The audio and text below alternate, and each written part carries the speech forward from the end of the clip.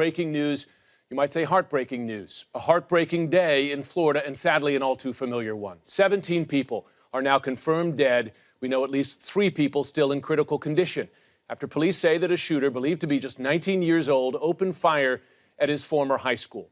Over and over again this year, we have seen, heard, and reported on sad and harrowing scenes like this one.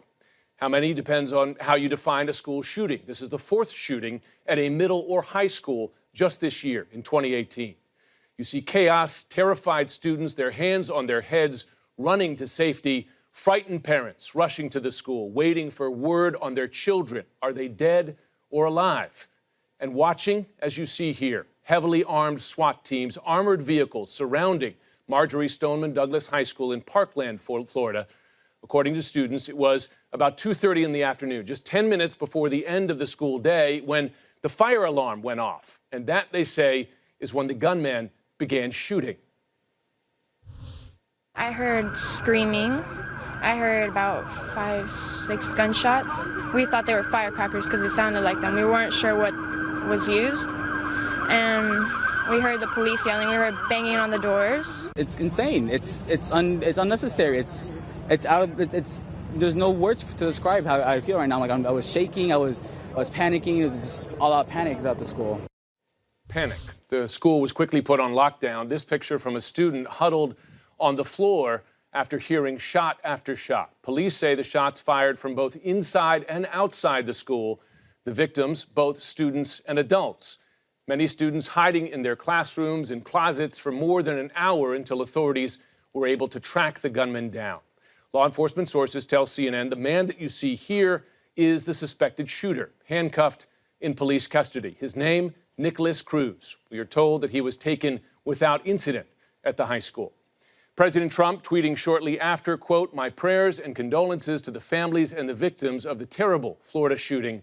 No child, teacher, or anyone else should ever feel unsafe in an American school." It is the kind of official response we've heard after each of these deadly shootings. Rosa Flora is out front near the high school in Parkland, Florida. Rosa, what are you learning just in the last hour about what authorities know about the shooter and the shooting tonight? You know, at this hour, Jim, we're learning that a bomb squad is scouring through this school. Now, we've learned that the school is a very big building. It's got portable buildings as well. So they're doing this as a precautionary measure. Now, this is after 4 to 5 SWAT teams swept the entire building to make sure that the building was safe.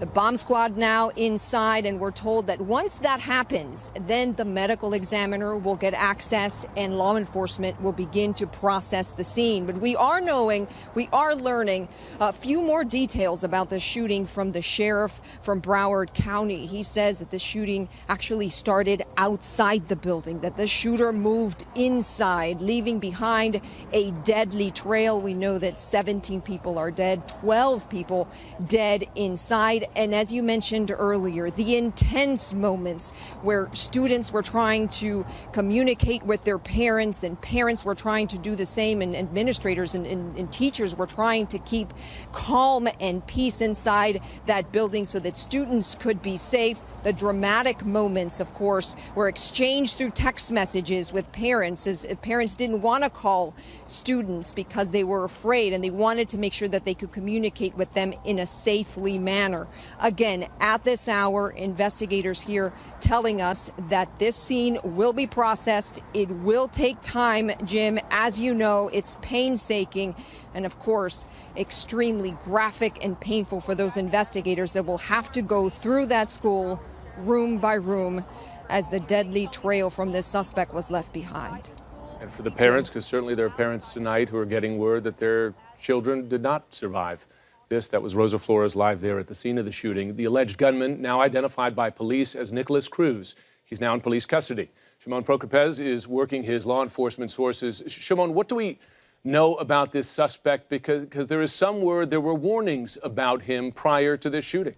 Yeah, that's exactly right. There were warnings, certainly from students who have talked to reporters at the scene who have said that they warned, that they knew that this would happen. They all talked about that he liked guns, this shooter. So he was well known, at least to the students. And the other thing here, we've actually learned a lot, Jim, when you think about it. In the press conference that the sheriff held, a short time ago, we learned that the shooter here, Nicholas Cruz, had an extensive social media presence. The sheriff didn't really go into a lot of detail about that social media his social media presence, but we learned that there were things on his social media that concerned them, and he sort of talked about that. We also have learned, obviously, his age. We learned that he was expelled from the school about a year ago or so for disciplinary problems. We don't know exactly what those issues are, and obviously there's still a lot of things we don't know, but these little things that we do now know from the police, from the sheriff,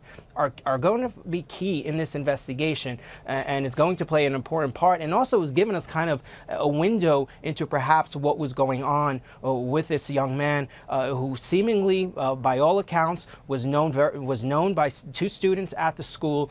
So the question really now becomes is what people knew, when did they know it, and why didn't they report it? Because it certainly seems when his name was thrown around that he was possibly the shooter, people were not surprised. Shimon, we're also learning about the weapon, and sadly, the kind of weapon we see used so often in mass shootings like this. Yeah, we are learning, and I want to be careful here because these AR-15, we're told it's an AR-15 style weapon that was used here. It's a large capacity, can fire a lot of rounds. We know that this type of weapon has been used in other shootings. We've talked about this weapon. We've talked about how shooters can access this weapon, and it's been used in several mass shootings. The police, the ATF now are tracing the weapon. There's a serial number perhaps on it that they can now trace to try and find out exactly how he came into contact with this weapon, whether it was purchased by him, whether someone purchased it for him, and that's all going to factor into this investigation. But like I said, Jim, by all accounts, it seems that students at the school were aware. This is a high school, that students there were very much aware that he was into guns.